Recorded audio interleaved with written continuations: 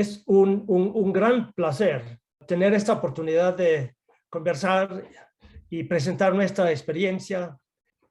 Miremos un momentito lo que está pasando con la naturaleza, y si uno resume en pocas palabras lo que está pasando, me parece muy correcto hablar de la destrucción de la naturaleza por la humanidad, que está avanzando de una forma muy veloz y peligrosa. Tenemos las dos amenazas: el calentamiento global y la pérdida de la biodiversidad. El presidente de Panamá fue uno de los presidentes de 60 países que firmaron el compromiso de líderes políticos por la naturaleza en septiembre del año 2020.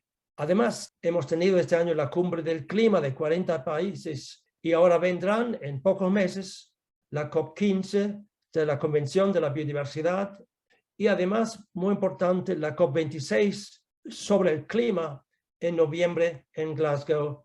Sí hay signos de compromisos y de cambio. Sin embargo, quiero conversar un momento sobre un informe que se publicó hace muy pocos días sobre el cambio climático, la sexta evaluación anual del Comité Internacional del Cambio Climático. Y las conclusiones las quiero resumir en muy pocas palabras. Primero, en nuestras conversaciones hablamos que queremos llegar a entre 1.5 grados y 2.0 grados por encima del promedio preindustrial. Pero el estudio de la IPCC dice en forma muy clara que hay una diferencia muy importante entre esos dos niveles. Primero dice que para llegar a 1.5 grados, según las condiciones, estaremos en ese lugar entre los años 2032 y 2052. Es decir, eventualmente en 10 años ya estaremos a medio grado promedio por encima de la situación actual. Consecuencias: los calores extremos en las precipitaciones fuertes, en las sequías, y en el mar, su temperatura y acidez, su biodiversidad y sus ecosistemas. Y también en el impacto humano hay una diferencia muy importante en la salud, en el sustento, en la seguridad alimentaria, en agua potable, en seguridad y crecimiento económico. En cuanto al reto, en cuanto a las emisiones, hay que reducirlas. También hay el factor de los ciclos de amplificación, en inglés feedback loops, como ocurren con la liberación de metano en las zonas árticas, con el efecto sobre el clima de las deforestaciones. Se necesitan inversiones masivas en energía, en infraestructuras, en sistemas industriales y en el uso de la tierra. También se necesitan nuevas tecnologías para captura de carbono y para generación de energía. Ahora bien, también se subraya que los compromisos actuales de los países en cuanto a sus programas de reducción de emisiones no son suficientes.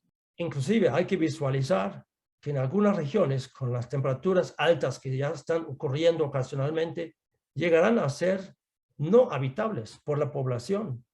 Ahora bien, en cuanto a los esfuerzos, aquí hay dos temas: el esfuerzo de los gobiernos, de la sociedad civil, del sector privado y de las comunidades, y también se necesita mucho más que actualmente la cooperación a través de las fronteras a nivel internacional. Quiero hablarles un momento de una experiencia que me ha llevado a reconocer la importancia de intervenir en el paisaje y de crear conectividad. Estas fotos que están viendo se fueron tomadas en espacios de 10 años. A la izquierda, ustedes ven un potrero con unos bosques, árboles aislados. En el centro ya se nota una conectividad, y en el año 2020, 16 años después, ya vemos árboles grandes. Es una experiencia que pude desarrollar en Costa Rica con participación del gobierno alemán, de grandes cadenas del comercio europeo y la compañía chiquita. Y lo que aprendimos de esta experiencia, el efecto sobre las especies a través de este corredor biológico que ocupa menos de 1 hectárea, comenzó una migración de especies. Por ejemplo, el mono araña, que había desaparecido en la parte superior de la foto, está ahí y está migrando permanentemente. El jaguar se ha visto, los ocelotes y otras especies más. Inclusive, muy recientemente, en un bosque donde antes no existían, ahí están llegando estos tapires y especies que ven en estas fotos. Eso fue una primera experiencia. Después pude montar otro proyecto. Lo que ven en la foto es el área del Sansán-Ponsac. Hay dos ríos, el río Sansán y el río Negro, que se unen aquí en la foto, en el fondo.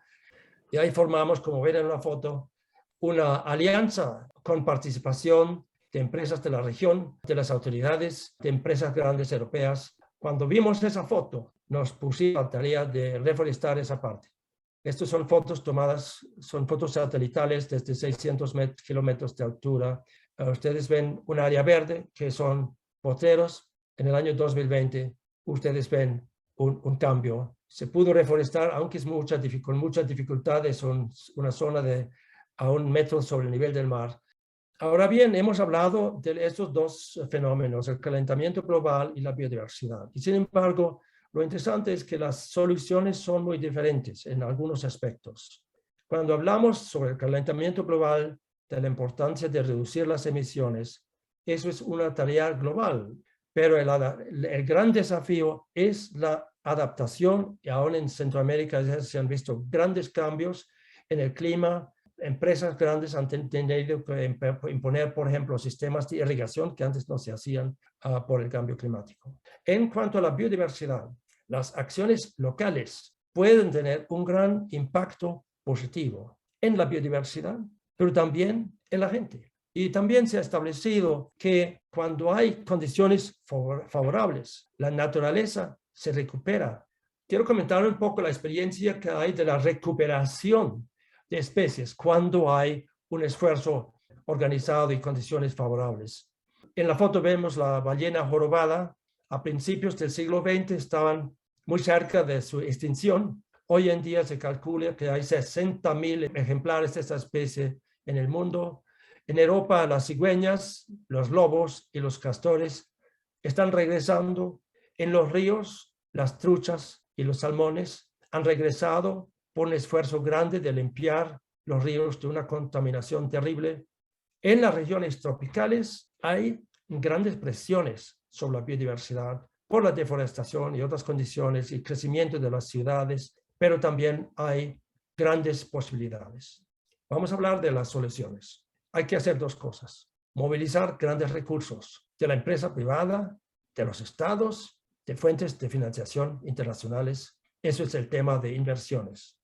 Y segundo, tenemos que encontrar la forma de multiplicar la participación de empresas, y ahí tenemos el tema de incentivos. Sobre el tema de incentivos, para que las empresas y los ciudadanos y los municipios participen en el esfuerzo de conservar la biodiversidad, hay palabras muy claras, tanto en la Convención de la Diversidad Biológica, en su artículo 11, que dice: cada parte contratante adoptará medidas que actúen como incentivos para la conservación y la utilización sostenible de la diversidad biológica.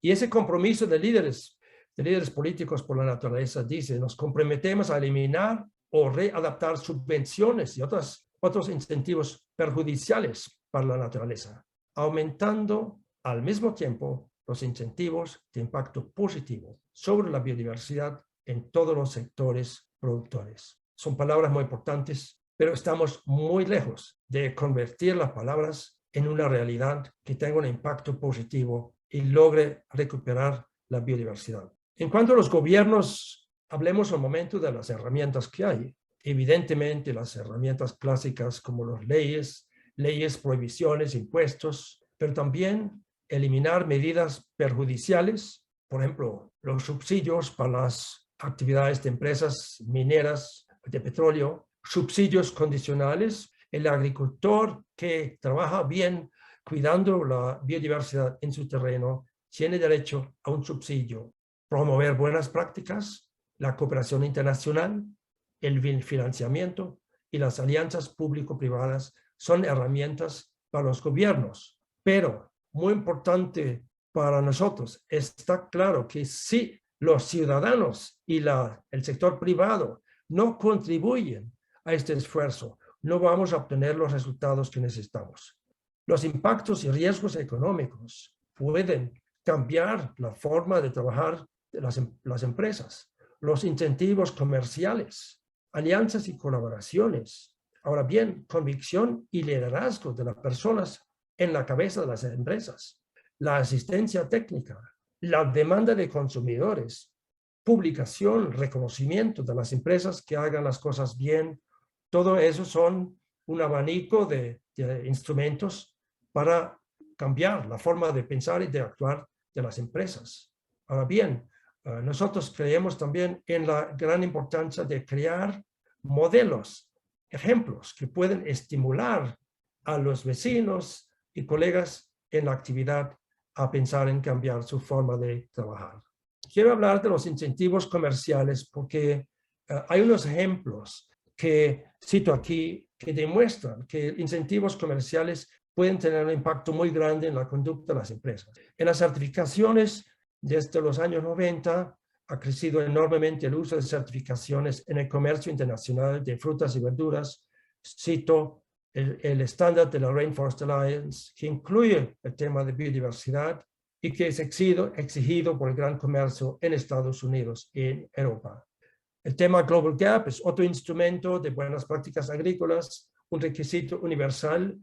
No incluye de forma muy significante el tema de biodiversidad, pero sí es un ejemplo de cómo sistemas como esos pueden mover la conducta de las empresas. El comercio justo es otro que en menor grado ha sido adoptado por las empresas. Ahí sí los productos obtienen mejores precios. Las marcas bio, ahí también los productos obtienen mejores precios, pero el factor biodiversidad se refleja en menor grado.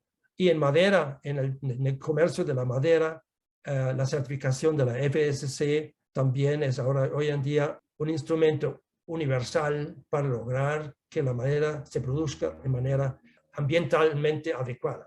Ahora bien, en la conclusión vemos que las certificaciones son un incentivo muy eficaz, pero pocos promueven la biodiversidad.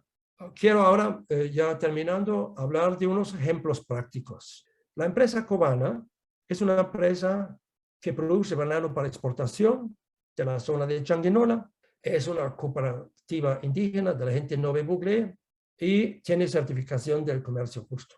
Ellos son socios de PPM y ellos hicieron algo muy especial. Ellos compraron terreno cerca del río Sansán, dentro del área del Sansán-Ponsac, para reforestar ese terreno y crear un corredor biológico. Ellos reciben apoyo de clientes europeos para proyectos de biodiversidad y proyectos sociales como construcción de viviendas para sus trabajadores.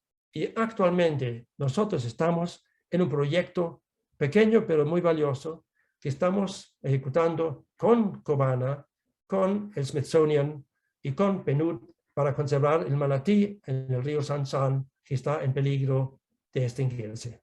También quiero nombrar otro ejemplo de una empresa italiana que se llama Nicofrutta, que estableció una finca para producción de piña en Costa Rica, trabaja con el comercio justo y el 30% de esa finca consiste de el bosque y eso es un ejemplo que sería muy digno de multiplicarse, que las partes del terreno usado también incluyan terrenos en conservación. Pero ellos van más allá. Ellos han desarrollado controles biológicos, es decir, para disminuir el uso de pesticidas y productos químicos y producen esos productos en su propio laboratorio. Además, están colaborando con más de 100 proveedores pequeños donde se aplica también esta nueva tecnología y también más recientemente con cooperativas, tanto en Costa Rica como en República Dominicana, para capacitarlos para la exportación a Europa y para ayudarles a trabajar